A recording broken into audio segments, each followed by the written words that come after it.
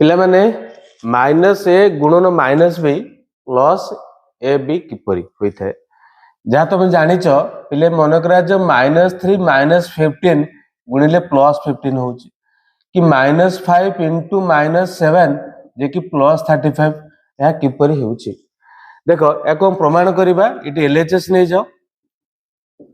minus a गुणन minus B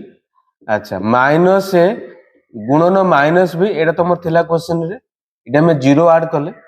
आपको लेखो minus ए into minus B अच्छा ये 0 जगह में लिखि पारिबा पले ए गुणन 0 लिखि पारिबा ना नहीं एमती लिखि पारिबा देन देखो पहले माइनस ए गुणन माइनस बी प्लस ए गुणन 0 जगह हम लिखि पारिबा बी माइनस बी लिखिबा देन इटी देखो माइनस ए गुणन माइनस बी प्लस इटी बंटन नियम प्रयोग करो लिखि पारिबा ए गुणन बी प्लस ए गुणन माइनस बी जानी पारुछो पिले एटा को देखो ए जो पदटा को मैं एठी नै आसे एटा सेपरो नै जिबा तो लिखिबा एठी माइनस ए गुणन माइनस बी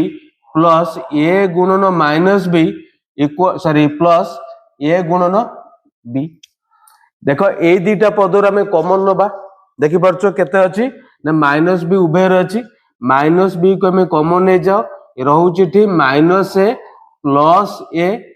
प्लस ए गुणन बी ए रहउछि ना नहीं अच्छा पिले लिखिबा माइनस बी